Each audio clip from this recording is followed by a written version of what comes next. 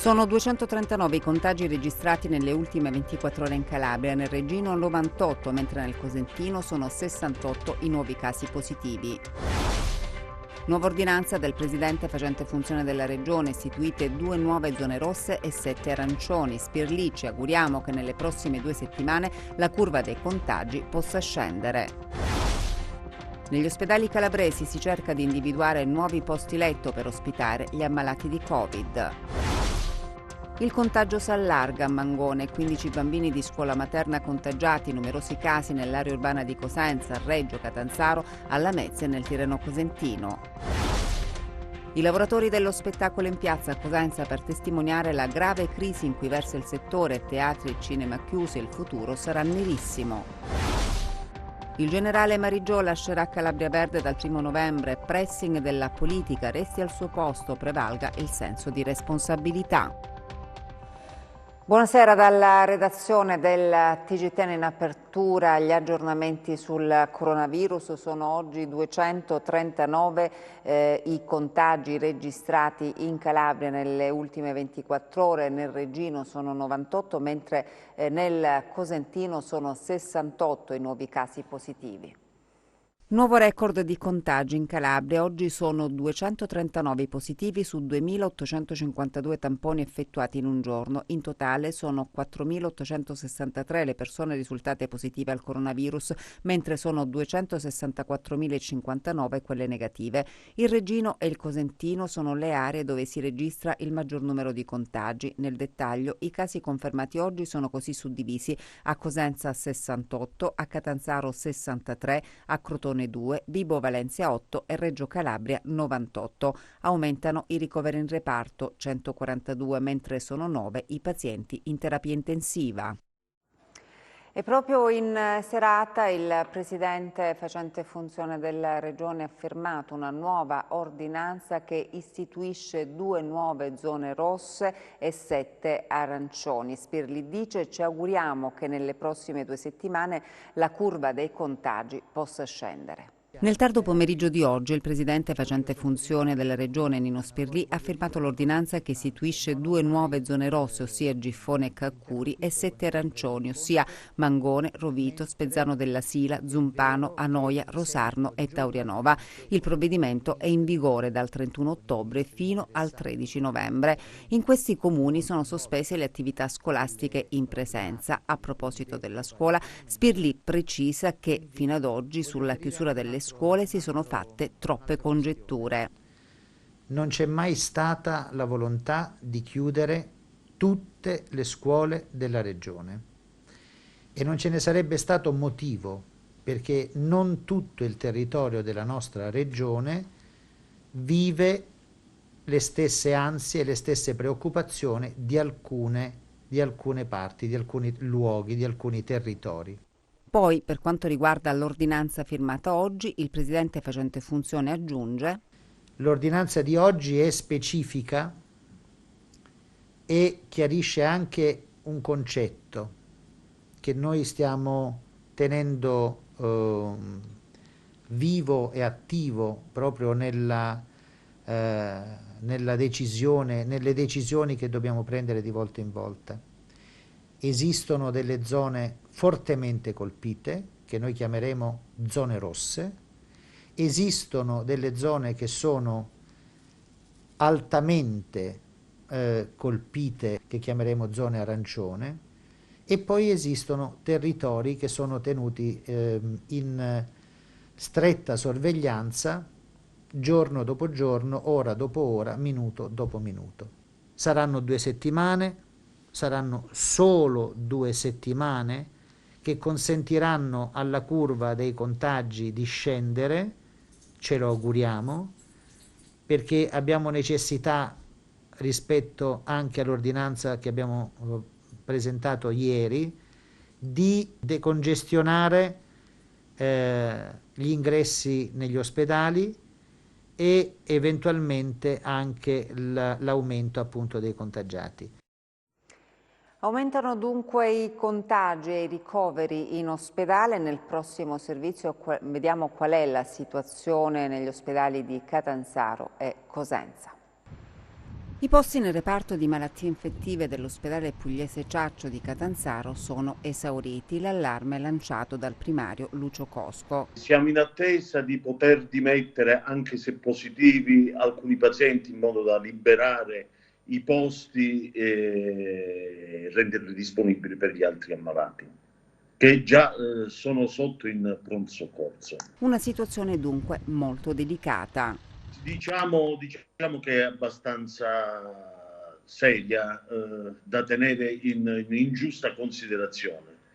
In giusta considerazione, aumentando anche i posti letto, cercando nuovi spazi, e in questo senso potrebbe andare l'ordinanza del vicepresidente Spirli, che cerca di coinvolgere anche gli ospedali SPOC nella gestione di questa malattia. E da Catanzaro a Cosenza, anche qui, visto l'aumento dei ricoveri, è stata necessaria una riorganizzazione. Stiamo rispondendo con l'ampliamento dei posti, abbiamo raggiunto ulteriormente oltre il 20% di posti in più rispetto a quelle che erano preesistenti, sia con l'apertura di Rogliano, sia con il trasferimento della pneumologia nel padiglione delle malattie infettive, sia non ultimo con la chiusura e la riconversione della geriatria in reparto Covid. E il sindaco di Bottricello ha annunciato di essere positivo al coronavirus. Il sindaco di Bottricello ha annunciato tramite social di essere positivo al coronavirus. La scorsa primavera era partita alla Volta di Mirandola per prestare servizio nel reparto Covid dell'ospedale della città in provincia di Modena. Michelangelo Ciurleo infatti è un cardiologo in pensione. Nel video diffuso oggi sottolinea che continuerà da casa a guidare il comune. Dopo aver effettuato il tampone sono risultato positivo al Covid-19. Sto bene, non ho alcun problema particolare, però dopo essere risultato positivo giustamente sarò costretto a stare in quarantena. Continueremo a guidare questo comune anche da casa con l'aiuto e con la collaborazione di tutti quelli, di tutta la squadra che fino ad ora ha guidato questo comune. Quello che vi raccomando è questo virus è un virus insidiosissimo. Io non riesco a capire dove l'ho preso, anche se ricevo molta gente, se faccio visite, se vado in giro, pur avendo indossato la mascherina e avendo usato sempre l'igiene delle mani, non riesco a capire dove posso averlo preso. Per cui vi esorto ancora una volta e vi invito ancora una volta a fare molta attenzione, ad evitare qualsiasi assembramento, a mantenere il distanziamento, ad usare la mascherina. Io continuerò da casa a guidare le operazioni, continuerò a starvi vicino. E c'è preoccupazione anche a Palmi per l'aumento dei contagi. Cresce la preoccupazione a Palmi, dove si registrano 30 casi accertati di coronavirus. Il problema, sottolinea il sindaco, però è il tracciamento dei contatti. La situazione quindi è preoccupante, inutile negarlo.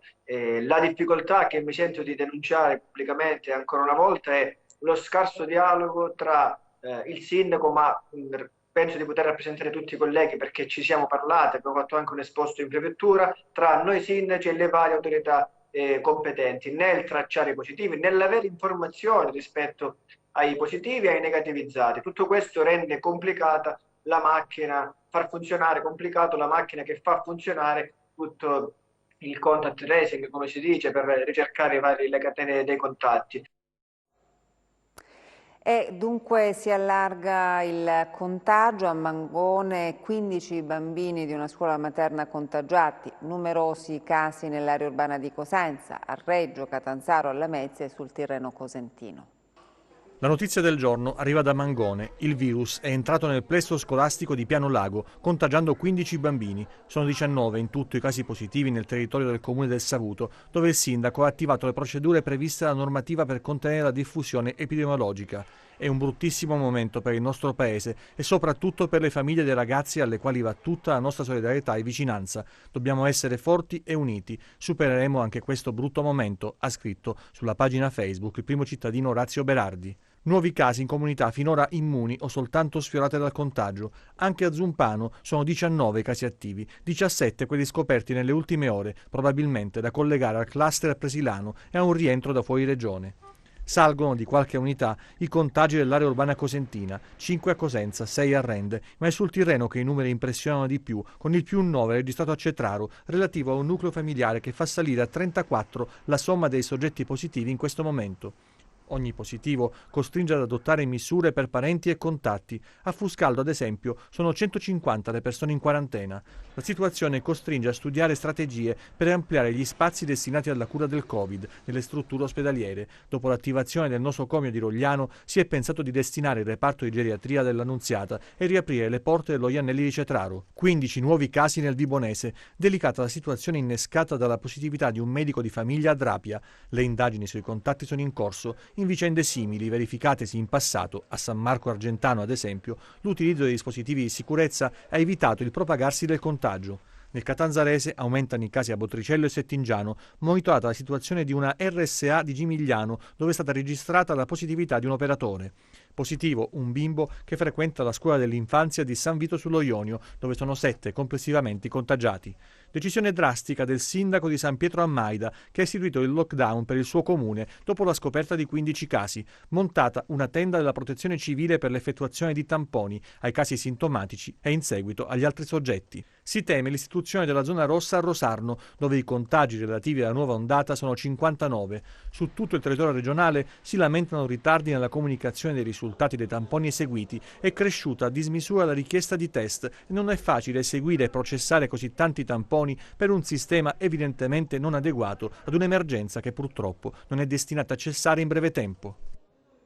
E a Castrovillari si chiede l'attivazione dell'EUSCA. Subito aumentare le USCA, unità speciali continuità assistenziale, per assicurare le cure domiciliari ai malati di Covid e aumentare i tamponi. Esistono delle unità, le unità speciali, le USCA, organizzate da aprile, secondo decreto, e dalla Regione Calabria, dalla nostra povera Presidente Iole Santelli, era stato organizzato in quanto Castrovillari, l'Esaro Pollino, doveva avere 2 USCA. Ogni USCA è composta da 2 medici e 2 infermieri, con dei turni che coprono H12. Queste USCA a Castrovillari non esistono perché mancano i locali.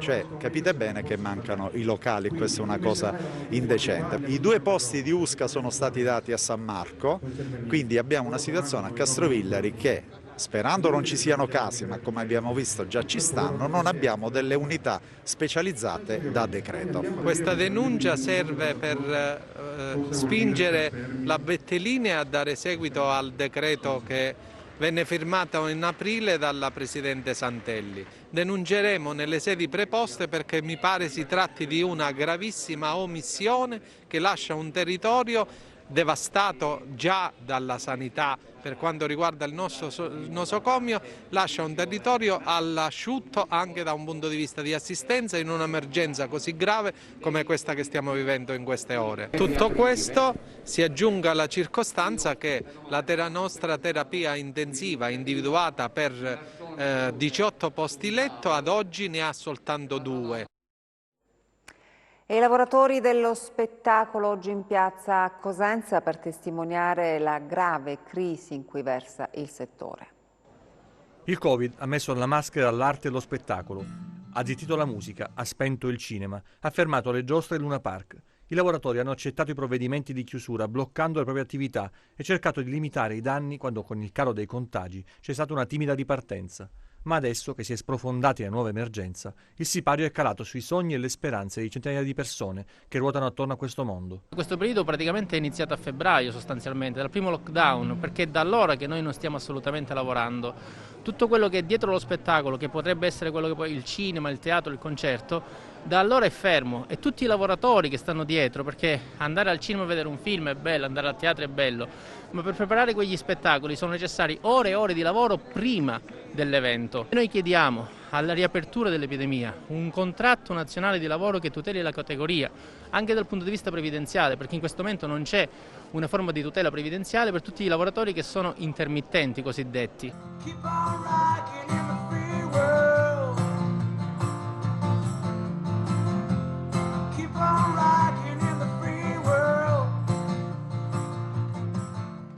In attesa che il coronavirus diventi solo una comparsa, servono provvedimenti di emergenza e un intervento strutturale per dare certezza e prospettiva all'intero settore. Speriamo che queste misure economiche siano comunque estese il più possibile alla categoria dei musicisti, dei lavoratori della parte tecnica dello spettacolo, che sono tantissimi, e poi c'è anche la questione regionale, vorremmo anche, seppur consci che è un momento particolarmente grave della storia regionale da un punto di vista politico, più grave del solito, però speriamo che la politica batta, anche quella regionale, batta un colpo verso una categoria che è oggettivamente in difficoltà.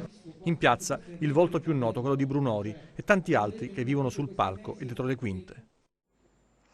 In base all'ultimo DPCM, dunque alle 18 saracinesche abbassate per bar, ristoranti e pizzerie. Nel prossimo servizio sentiamo gli umori degli esercenti commerciali.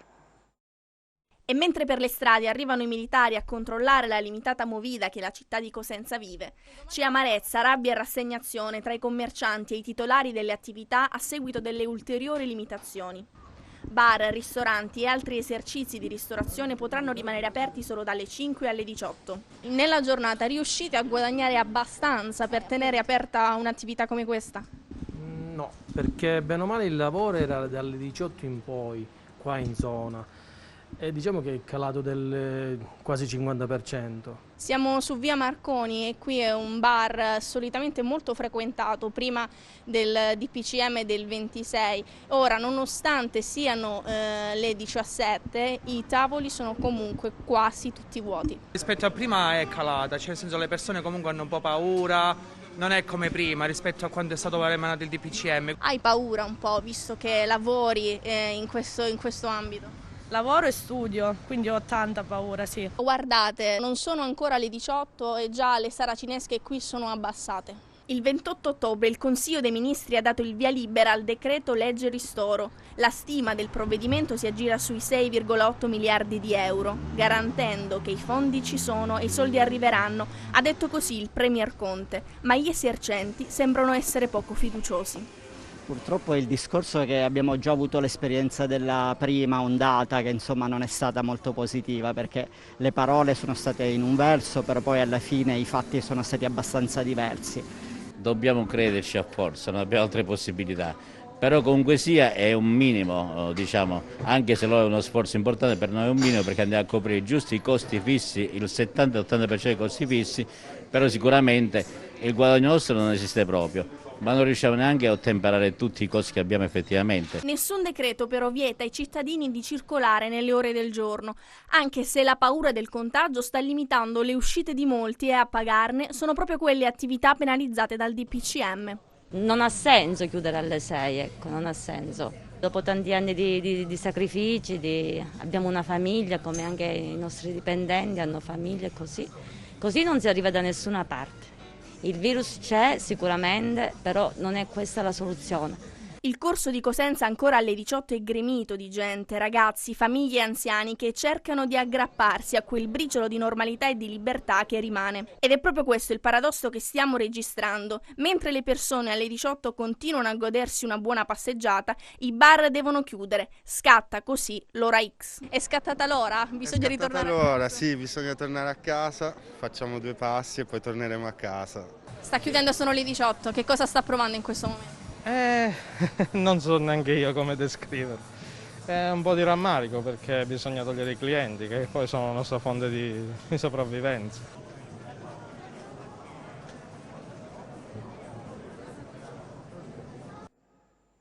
Sit-in oggi dei tirocinanti calabresi chiedono di non essere dimenticati in questa difficile fase di emergenza.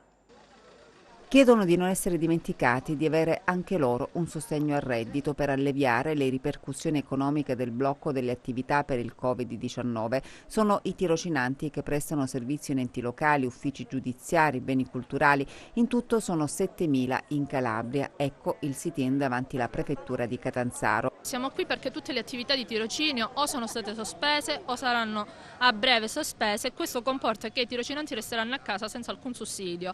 Chiediamo che anche per noi, per la nostra categoria, venga previsto un aiuto per le difficoltà a cui andremo incontro nel caso di chiusura. E da Catanzaro a Crotone, anche nella città pitagorica, tirocinanti oggi in piazza. Siccome i politici ci vogliono togliere il tirocinio perché c'è un'emergenza Covid che noi a Crotone non vediamo, allora io preferisco lavorare, prendere il Covid ma non morire di fame, perché la mia dignità vale oltre. Io sono tirocinante da 10 anni presso il comune di Ciromarina, un comune fortemente disagiato che ha bisogno di tutti noi tirocinanti. Siamo 20, esplichiamo tutto il lavoro nei vari uffici, nonché i lavoratori sulle strade, e il comune ha fortemente bisogno di noi. Chiediamo la stabilizzazione e che non venga sospeso questo tirocinio. Incidente sul lavoro oggi nel Catanzarese, stava recuperando dei tronchi con l'utilizzo di un trattore in una zona montana nel territorio di Sersale quando per cause in corso di accertamento il mezzo meccanico di cui era alla guida si è ribaltato ed è precipitato in un diruppo schiacciandolo. Un taglialegna di 64 anni è morto appunto in un incidente sul lavoro avvenuto nel territorio del comune di Sersale nella presila catanzarese. Il fatto si è verificato in una zona montana in località Cipino dove l'uomo stava lavorando in un appezzamento privato.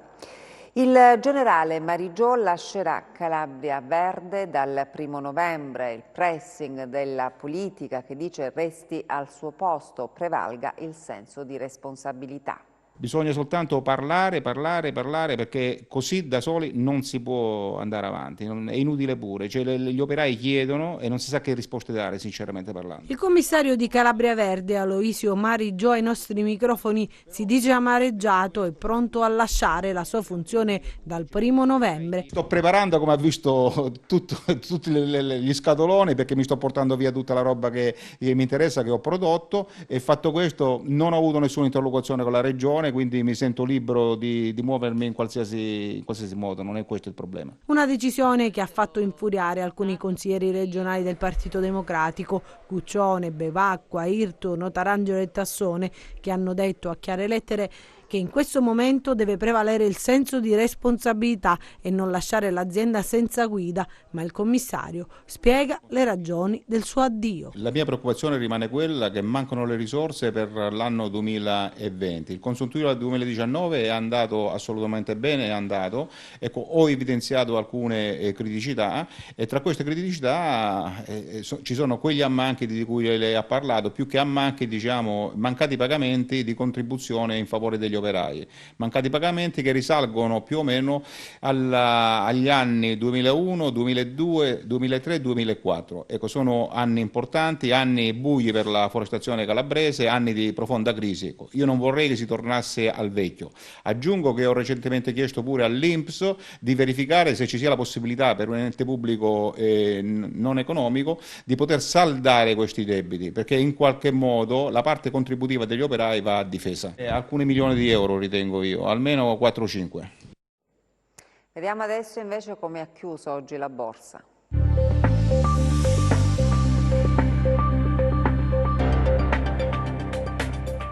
Chiusura contrastata per le borse europee. L'azionario globale si appresta a chiudere la peggiore settimana da marzo, frenato dalle nuove misure di lockdown in alcuni paesi per arginare la diffusione del virus e dal mancato accordo su un nuovo pacchetto di stimoli fiscali negli USA. Il tutto in attesa delle elezioni presidenziali americane della prossima settimana. La giornata è stata scandita da una serie di dati macroeconomici, tra cui il PIL del terzo trimestre dell'Italia a più 16,1% e della Germania a più 8,2%, oltre che dell'Eurozona più 12,7%. Pubblicati oggi anche la lettura preliminare dell'inflazione a ottobre in Italia a più 0,2% su base mensile a meno 0,3% annua e nell'Eurozona stabile a meno 0,3% annua. Negli USA salgono oltre le attese il reddito personale a più 0,9% e la spesa personale a più 1,4% a settembre. Il FTSE MIB termina in rialzo dello 0,4%, lievemente positivo come il CAC 40 di Parigi a più 0,5% e l'Ibex 35 di Madrid a più 0,6%, mentre archiviano gli scambi in rosso il DAX di Francoforte a meno 0,4% e il FTSE 100 di Londra a meno 0,1%. A Wall Street arretrano il Dow Jones a meno 1,1%, l'S&P 500 a meno 1,5% e il Nasdaq a meno 2,3% dopo le trimestrali in chiaroscuro delle big tecnologiche Apple, Amazon, Google e Facebook. Sul Forex l'euro-dollaro si indebolisce a 1,165, mentre il cambio tra il biglietto verde e lo yen rimane in area 104,6. Tra le materie prime viaggiano ancora in calo le quotazioni del greggio, con il Brent a meno 1,5% a $37,7 e il VTI a meno 1,9% a $35,5. Sull'obbligazionario il BTP Bund si allarga lievemente a 138 punti base, con il rendimento del decennale italiano allo 0,75%.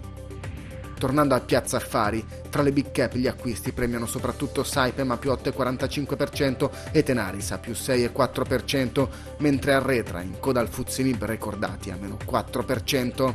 Grazie e buon proseguimento di serata da Market Insight. Il tempo previsto per le prossime ore in Calabria.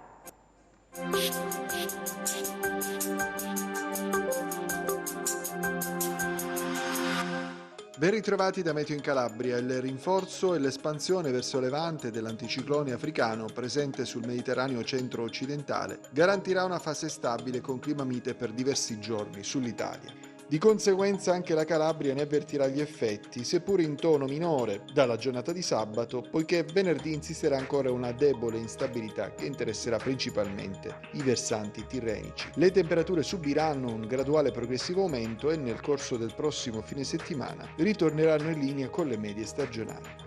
Domani cielo generalmente sereno, nel corso della giornata possibili annuvolamenti del basso Tirreno, senza fenomeni però associati. Temperature in aumento, passiamo a mari e venti, domani mari generalmente mossi con venti che ispireranno dai quadranti occidentali sul Mar Tirreno e di direzione settentrionale sul Mar Ionio.